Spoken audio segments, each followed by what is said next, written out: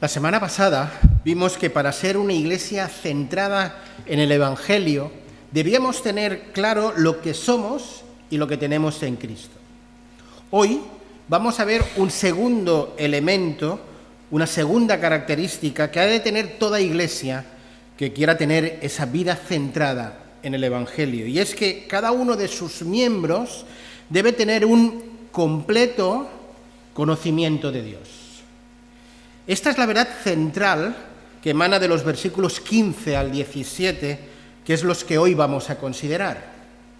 Como os mencionaba ya la semana pasada, aunque las negritas de nuestras Biblias digan que a partir del versículo 15 Pablo empieza a orar por los creyentes en Éfeso, yo soy de la opinión que Pablo ya empezó a orar en el versículo 3, que es donde ha arrancado Ramón la lectura en esta mañana, cuando Pablo empieza elogiando a Dios, dando gracias a Dios por habernos bendecido tanto en Cristo.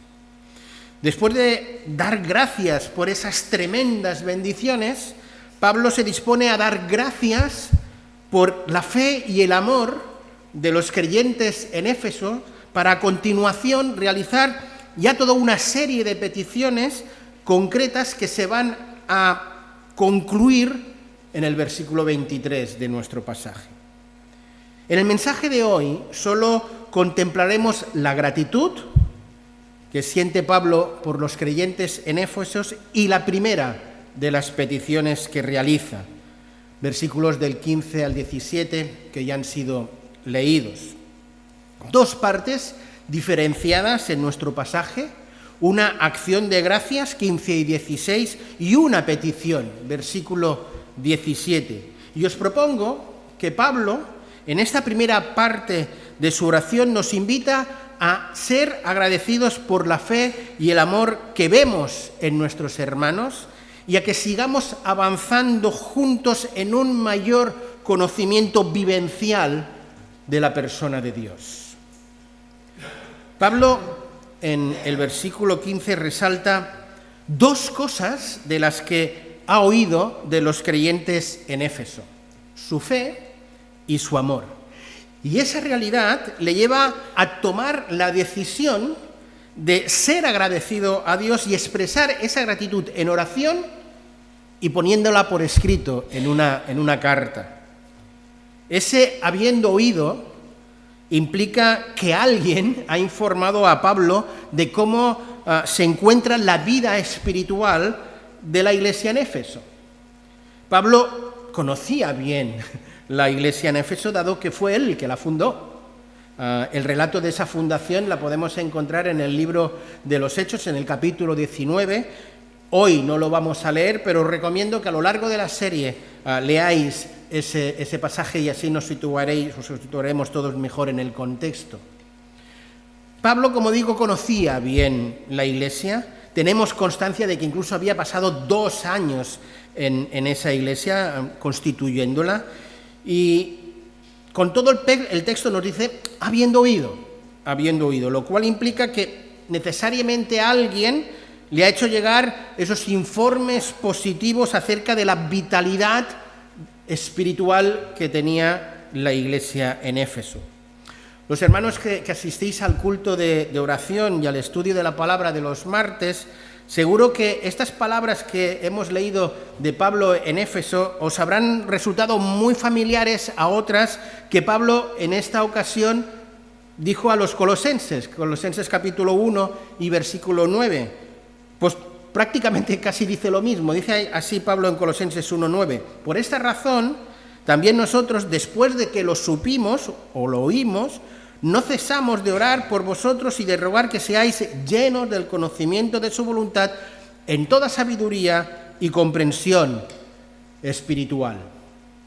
Tanto la carta de los Efesios, Colosenses, como también las cartas de Filipenses y de Filemón son las cartas conocidas como las cartas desde la prisión, pues Pablo las escribe estando preso en Roma.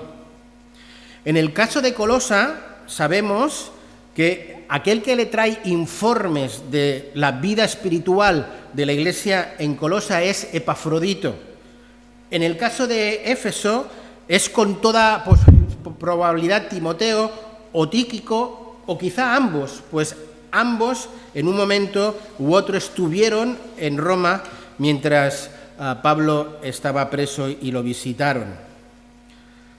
A mí me hace mucho bien ver cómo Pablo presta oído a lo positivo que estos hermanos traían del informe de la iglesia de Éfeso. Para mí es tremendamente edificante ver cómo Pablo no es de aquellos hermanos que se presta a oír la crítica destructiva que en ocasiones hacen otros hermanos o de algunas iglesias. Una actitud que es totalmente reprobable, una actitud que la misma palabra denuncia y que alerta que es pero que muy nociva dentro del seno de la iglesia. Y de aquí saco yo la primera lección importante a destacar. Y digo, una iglesia centrada en la verdad del Evangelio es una iglesia que no se dedica a criticarse mutuamente, ni a aceptar ni a participar de la crítica destructiva del hermano, sino que se dedica a valorar la fe y el amor y a apreciar a los hermanos en la fe. Una iglesia centrada en el Evangelio es aquella que se centra en reconocer y agradecer a Dios la fe, el amor, la esperanza que ve en los hermanos que le rodean, y eso les lleva a un sincero y profundo agradecimiento a Dios por los hermanos y a un profundo agradecimiento por estar y participar en la iglesia en la que está. Es interesante destacar que la fe y el amor que se destacan en este informe que recibe Pablo de Éfeso son dos cualidades que también aparecen en el libro del Apocalipsis, cuando el mismo Señor Jesús escribe a 7 iglesias diferentes, la primera de ellos Éfeso, a finales del siglo I. Es interesante destacar que sobre la fe, Jesús elogia a esa iglesia por ello, y en cuanto al tema del amor, les tiene que hacer una seria advertencia. En cuanto a la fe, el Señor Jesús dice algo tan precioso como: yo conozco tus obras, que no puedes soportar a los malos, que has sometido a prueba a los que dicen ser apóstoles y no lo son, y los has hallado mentirosos, tienes perseverancia, has sufrido por mi nombre y no has desmayado. En cuanto al amor, el Señor Jesús tiene que decir algo preocupante e inquietante. Les dice: pero tengo contra ti que has perdido tu primer amor. Recuerda, por tanto, de dónde has caído y arrepiéntete. Y haz las obras que hiciste al principio, si no, vendré a ti y quitaré el candelero de su lugar si no te arrepientes. Pablo fundó la iglesia de Éfeso sobre el 53-55 después de Cristo, y cuando él recibe estos buenos informes sobre la vitalidad de la iglesia, lo bien que estaba la iglesia allí en la prisión, y escribe la carta, estamos ya en el año 60-62. Y será en los años bastante más tarde, ya en el 90-91, cuando el apóstol Juan, desde su exilio en Pasmos, escribe el Apocalipsis.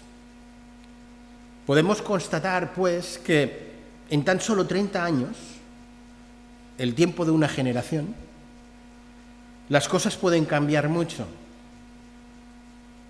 Parafraseando el libro del Apocalipsis, podríamos decir que el que tenga oídos para oír, oiga lo que el Espíritu dice a la Iglesia. En 30 años el Señor seguía elogiando la fe, pero en cuanto al amor les tuvo que tirar de las orejas.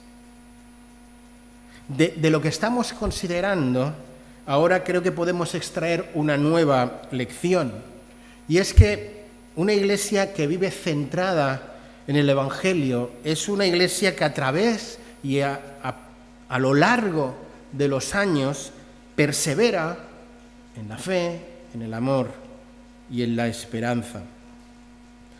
Nuestra iglesia tiene ya 53 años. Y por la gracia de Dios creo que con sus más y con sus menos podemos decir con gratitud que no ha perdido ni la fe ni la esperanza en Dios, que persevera en ello, y que en cuanto al amor a los hermanos es una virtud que incluso los no creyentes reconocen y siguen reconociendo evidencia entre nosotros. Quiera Dios que dentro de 30 años se puede decir lo mismo de la Iglesia y que el Señor Jesús pues no tenga de una manera u otra que escribirnos o decir algo similar a lo que en su día le tuvo que decir a Efeso, y eso va a depender de cada uno de nosotros. Volviendo al texto, en el momento en el que Pablo escribe, la Iglesia tiene esa vitabilidad espiritual fuerte. Han pasado tan solo 10, 15 años desde su fundación y tanto su fe como su amor son dignos de elogiar y Pablo lo reconoce, y eso le lleva a un profundo agradecimiento y expresa ese agradecimiento en esa oración y también la pone por escrito. Pablo dice que ora y que ora regularmente por la Iglesia. Es impresionante ese no ceso de dar gracias por vosotros, haciendo mención de vosotros en mis oraciones. Ojalá como pastor pudiera decir eso mismo, que lo hago todos los días y que también nosotros hacemos tal cosa entre nosotros. Esta realidad me lleva a otra lección práctica que creo que debemos destacar y con la que quiero cerrar mi primer punto del mensaje, y es que una iglesia centrada en el Evangelio es una iglesia en la que sus miembros oran los unos por los otros con gratitud, una iglesia en la que los hermanos son capaces de ver en el otro el amor, la fe, la perseverancia, y además de reconocerlo, son capaces de agradecer a Dios eso en oración. Quiera Dios que esta también sea una característica de la Iglesia Vila de Cans. Amén. Amén. Para ello, para que eso sea posible, debe haber, pues, creo que un sincero autoexamen de nuestra vida diaria. Y dependiendo de cómo respondamos a las preguntas que voy a lanzar ahora, pues podemos saber dónde estamos en cuanto a esta relación, ¿no? Yo os pregunto y me pregunto a mí mismo, ¿oro con regularidad por la Iglesia, por mi Iglesia? ¿Oro con regularidad por nombre, por hermanos concretos de la Iglesia, con agradecimiento? Y no solo porque aparecen en la lista de oración por algún tema de salud, de paro. Soy capaz de ver en mis hermanos su amor, su fe, su perseverancia, su constancia, su esperanza. ¿Le doy gracias a Dios por pertenecer a esta iglesia? La respuesta a todas y cada una de estas preguntas creo que puede ser un buen termómetro para medir la salud espiritual de la Iglesia en relación a este aspecto. Consideremos pues ahora la segunda verdad que aparece en nuestro corto pasaje de hoy.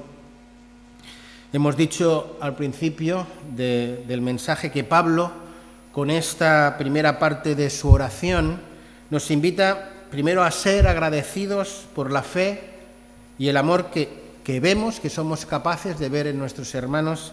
Y en segundo lugar, nos invita a que sigamos avanzando en un mayor conocimiento vivencial de la persona de Dios. La primera petición que hace Pablo es que los creyentes a los que se está dirigiendo, Éfeso y por extensión nosotros, crezcamos o maduremos en ese conocimiento de Dios. Pablo sabe que la acción de madurar, de crecer en el conocimiento de Dios, no va a ser posible que la realicemos nosotros solos sin la intervención del Espíritu Santo en nuestras vidas. Y es por ello que en su petición pide al Espíritu Santo que lleve a cabo esa labor de iluminación espiritual en nuestras vidas. Pablo lo concreta con las siguientes palabras o términos. Dice que el Padre de Gloria os dé espíritu de sabiduría y de revelación en un mejor conocimiento de Él. Pablo es consciente de que Dios, el Espíritu Santo, tiene que iluminar nuestro entendimiento, el entendimiento de estos hermanos, para que podamos nosotros ir más allá del conocimiento intelectual y personal que ya tienen en este momento, en ese Dios en el que ya han depositado su fe, en ese Dios al que ya aman, en ese Dios al que ya están sirviendo. Pero empecemos por considerar a quién Pablo dirige la oración de petición, dado que la descripción que hace de Dios Padre es realmente preciosa. Dice, pidiendo a Dios de nuestro Señor Jesucristo, el Padre de gloria, os dé. Es una descripción en la que Pablo está uniendo el poder de Dios manifestado en la cruz con la gloria de Dios manifestada en la resurrección. Pablo apela a ese Dios poderoso y glorioso para que a través del Espíritu Santo dé a los creyentes sabiduría más profunda y ese mayor conocimiento, esa mayor revelación de Dios que nos conduzca a conocer más y mejor a ese Dios que ya amamos, a ese Dios que ya servimos, a ese Dios que ya adoramos. Estos hermanos de Éfeso, al igual que cada uno de nosotros, de los que hoy estamos aquí, por el hecho de ser hijos de Dios, ya conocemos a Dios. Espero que estemos sirviendo a Dios y que también adoremos a Dios. Pero eso no quita que con todo lo que cada uno lleva vivido con Dios, unos más, unos menos, pero todos, absolutamente todos, necesitamos profundizar más y más en ese conocimiento vivencial de ese Dios al que ya hemos depositado nuestra fe, nuestra esperanza, al que amamos, servimos y adoramos. Pablo ora por los efesios y por extensión por todos nosotros y pide, os dé espíritu de sabiduría y de revelación en el mejor, completo, es la palabra ahí, conocimiento de Él. Y Pablo, al orar por los colosenses, pedía algo muy similar, que seáis llenos del conocimiento de su voluntad en toda sabiduría y comprensión espiritual. No son oraciones idénticas, pero sí muy parecidas. Lo que sí coinciden plenamente es en ese propósito final, conocer más y mejor, conocer vivencialmente a Dios. Pablo tenía una fuerte carga espiritual para que todo creyente no solo conociera a Dios de una manera precaria, primera, en ese encuentro personal con Dios que todo creyente ha tenido, sino que madurara, siguiera creciendo en un conocimiento mucho más personal, más vivencial. Y por eso en mi mensaje o en el título os ponía completo, ese completo conocimiento de Dios. Todo verdadero creyente. Y por el hecho de serlo, conoce a Dios y es conocido por Dios. ¿Cuál es el grado? ¿Cuál es la medida de ese conocimiento? Pues eso sí que ya depende de cada uno. Depende de lo que cada uno haya trabajado en su hombre y en su mujer interior para profundizar, para madurar, para ahondar en ese conocimiento personal y vivencial de Dios. Crecer en el conocimiento vivencial de Dios no es una cuestión meramente de tiempo. Es evidente que el tiempo es un factor, pero no el factor determinante. Pues lo cierto es que existen muchos creyentes que llevan muchos años como creyentes, pero que han crecido poco, muy poco. Son una especie de niños grandes en la fe. Muchos años de creyentes, de venir a la iglesia, de escuchar sermones, pero escasos o precarios en ese conocimiento vivencial de la persona de Dios. Eso no debería ser normal, dado que con el paso del tiempo, lo lógico, lo normal, lo deseable, lo esperable, es que los creyentes, todos los creyentes, crezcamos en esa sabiduría y en esa revelación de Dios. Pero lamentablemente, no siempre eso es así. Espero, querido hermano, que me estás escuchando, que ese no sea tu caso. ¿Ok? Espero que no lo sea. Mirad, para que ese crecimiento se pueda llevar a término, Pablo es consciente de que, además de nuestro esfuerzo personal que tiene que estar allí, debe intervenir la acción iluminadora del Espíritu Santo en nuestras vidas. Y es por ello que en la oración Pablo, por los Efesios, apela a la sabiduría y a la revelación, y en la oración a los colosenses apela a la sabiduría y a la comprensión espiritual. Sobre los términos que utiliza Pablo en Colosenses, ya en su día, en el estudio de los martes, analicé esos términos y sacamos las lecciones y conclusiones en aquel momento. Y aquellos que estéis interesados en repasarlo o no lo habéis hecho, podéis ir a nuestra web y leerlos o escucharlos allí en nuestra web, que están colgados los estudios.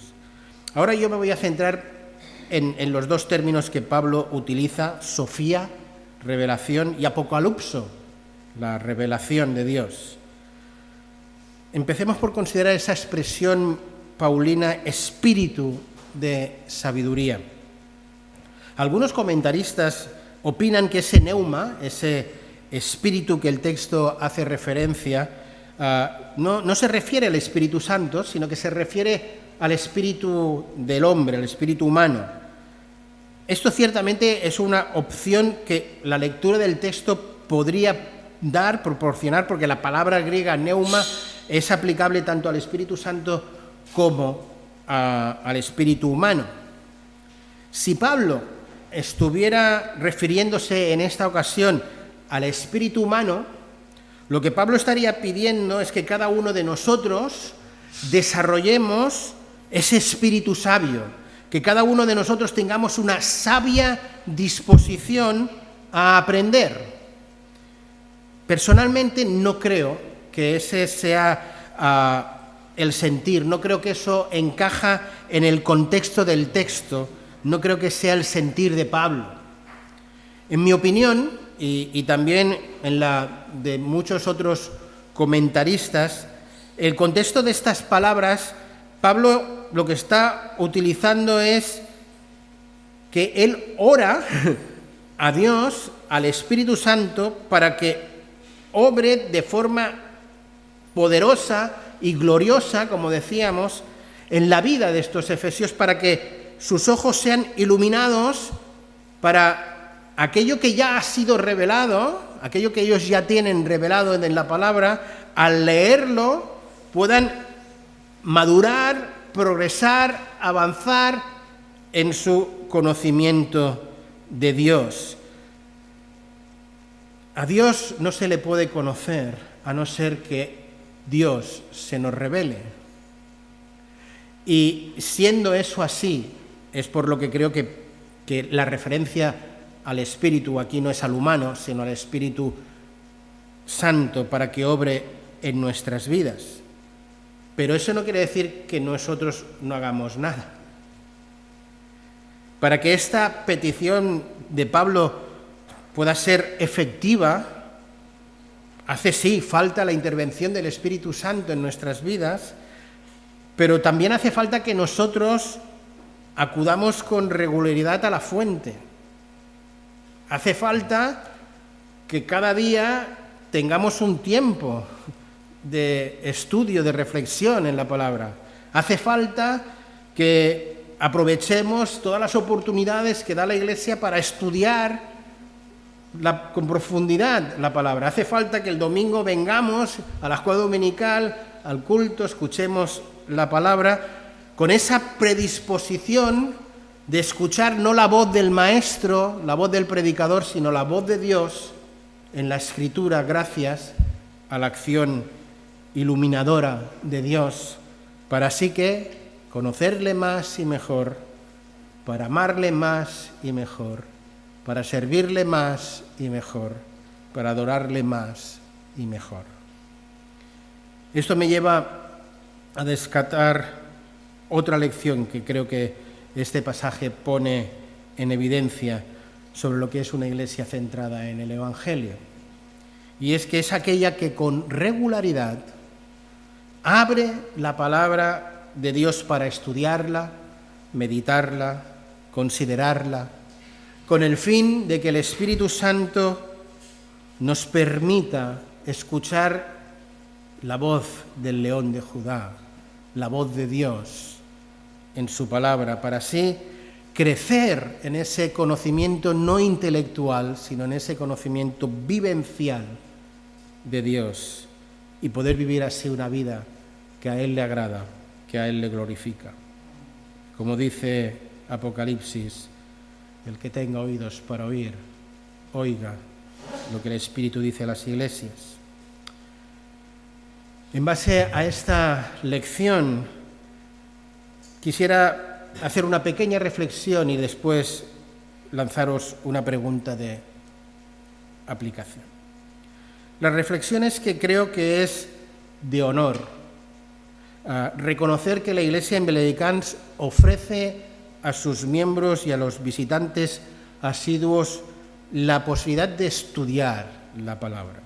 Los martes, culto de oración; los jueves, estudio en el Zoom de Hebreos; los domingos a las 11, escuela dominical; a las 12, predicación; y las mujeres aún tienen una dieta más los miércoles en su reunión de señoras.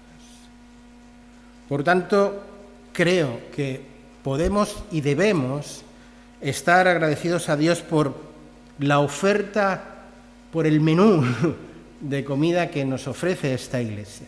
Y debemos estar agradecidos al Señor. Las preguntas de aplicación creo que son muy evidentes. ¿Cuántas de estas ofertas estás aprovechando?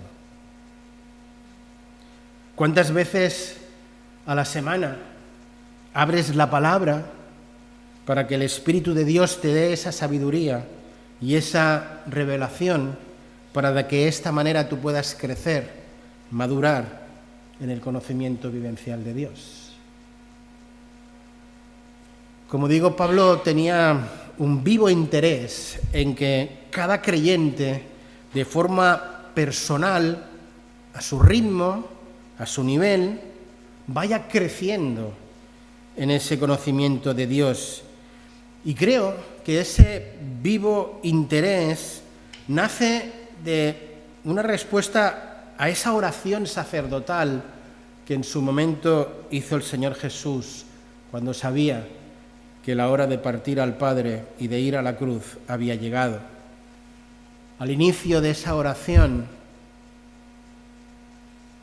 en Juan 17:3 dice el Señor Jesús: y esta es la vida eterna, que te conozcan a ti, el único Dios verdadero, y a Jesucristo a quien has enviado.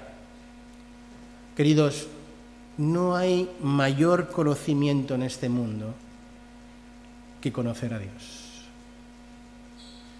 en el cual está, como dice el texto, la vida eterna, y en conocer la obra de Jesús en la cruz, que nos proporciona esa vida eterna.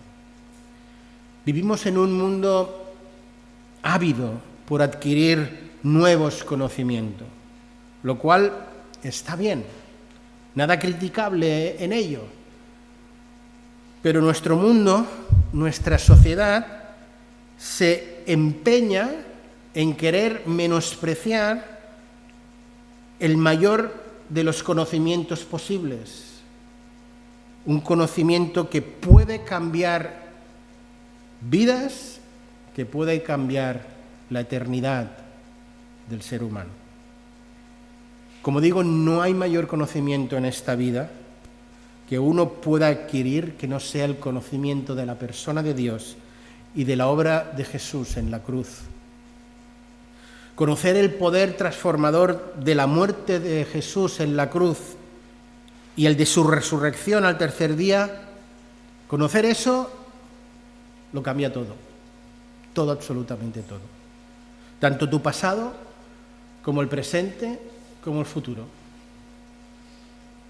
Cambia el pasado por cuanto somos perdonados y liberados de esos sentimientos de culpa destructores que genera el sabernos que no estamos a bien con Dios. Cambia nuestro presente porque conocer a Dios a través de la persona de Jesús da sentido a la vida, da plenitud de vida, llena el vacío existencial que todo ser humano tiene, da respuestas a esas preguntas vitales y las da de una forma satisfactoria a la pregunta: ¿quién soy? ¿Cuál es el propósito de mi vida? ¿Qué hay después de esta muerte o de la muerte? En Jesús y en el conocimiento de Dios hay respuesta. Y eso me lleva a afirmar que el conocimiento de Dios a través de Jesús también afecta positivamente al futuro, pues trae certeza y seguridad de vida eterna. Vivir esta vida sin esperanza y sin Dios debe ser todo un tormento. Por ello es que afirmo que no hay mayor conocimiento que el ser humano pueda obtener que conocer vivencialmente a Dios a través de la persona del Señor Jesús. Y es por ello que en esta mañana quiero lanzarte una invitación a ti que me escuchas y que eres consciente de que conoces cosas de Dios, que sabes cosas de Dios, pero que no has depositado tu confianza en Dios, que no conoces personalmente a Dios, que tomes la decisión de depositar tu fe, tu confianza en la obra de Jesús. Te invito a que aceptes la verdad de que estás separado de Dios a causa del pecado. Y es por ello que te invito a que pidas perdón a Dios por ello, que aceptes su salvación en la cruz, apelando a la obra que Jesús hizo al entregar su vida por ti y por mí. Como vengo diciendo, no hay mayor conocimiento en este mundo que conocer personal y vivencialmente a Dios. Y es por eso que en este mismo instante te invito a que allí donde estés tomes la decisión de aceptar a Jesús en tu corazón, de aceptar a Jesús como tu Señor y tu Salvador, que no esperes más. Voy a rogar que aquel que haya tomado esa decisión en este día, pues si le parece bien al finalizar el culto, se ponga en contacto conmigo para hablar y orar con él al respecto. Pero ahora permitirme ir concluyendo este mensaje. Y como os decía al inicio, creo que Pablo tiene una proposición que hacernos, una idea que lanzarnos en esta primera parte de su oración, y es invitarnos a ser agradecidos a Dios por la fe y el amor que vemos en nuestros hermanos y que sigamos avanzando en ese conocimiento vivencial de la persona de Dios. A lo largo de la exposición os he intentado extraer o compartir algunas verdades o características que creo que este texto pone en evidencia de lo que es una iglesia centrada en el Evangelio. Y hemos visto las siguientes. Hemos visto que una iglesia centrada en el Evangelio es una iglesia que no se dedica a criticarse mutuamente, ni a aceptar ni a participar en crítica destructiva, sino que se dedica a valorar, a apreciar a los hermanos en la fe.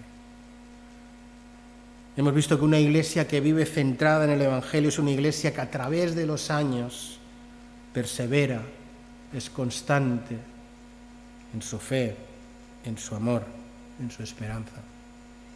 Hemos visto que una iglesia centrada en el Evangelio es una iglesia en la cual sus miembros oran con regularidad, con gratitud profunda por pertenecer a la iglesia, por tener a los hermanos que tiene, que son capaces de ver y reconocer la fe, la esperanza y el amor que hay en ellos, y surge de ellos un profundo agradecimiento a Dios en oración. Finalmente hemos visto que una iglesia centrada en el Evangelio es aquella que con regularidad abre la palabra para estudiarla, para meditarla, para considerarla, con la finalidad de que el Espíritu Santo en su obra iluminadora nos permita oír la voz de Dios potente y gloriosa en su palabra, para así poder crecer, madurar en ese conocimiento vivencial de Dios. Ruego a Dios que cada uno de nosotros, pues es la suma de cada uno de nosotros que hacemos la iglesia de Viladecans, pues que cada uno de nosotros nos autoevaluemos a la luz de estas 4 enseñanzas que hemos resaltado en esta mañana. Y que si hemos de hacer algún ajuste, algún cambio en nuestras vidas diarias, pues que le pidamos a Dios a través de su Espíritu Santo que nos dé poder y fuerza, al igual que nos dé esa sabiduría para llevar a cambio esos procesos necesarios para transformar nuestras vidas.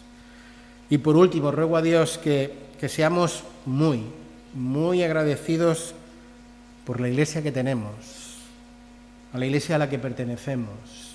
Que demos muchas gracias a Dios por los hermanos que hay en la iglesia, con los que nos congregamos regularmente.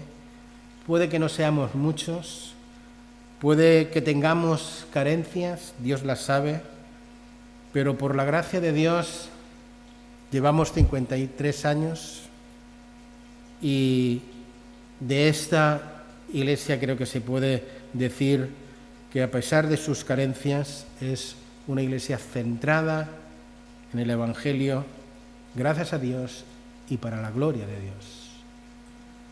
Pero hemos de seguir trabajando, no nos podemos dormir en los laureles, hemos de seguir trabajando, y para ello, y para que en las siguientes generaciones no ocurra lo que le ocurrió a Éfeso, hemos de seguir perseverando en la fe, hemos de seguir orando con gratitud, hemos de seguir trabajando para la gloria de Dios.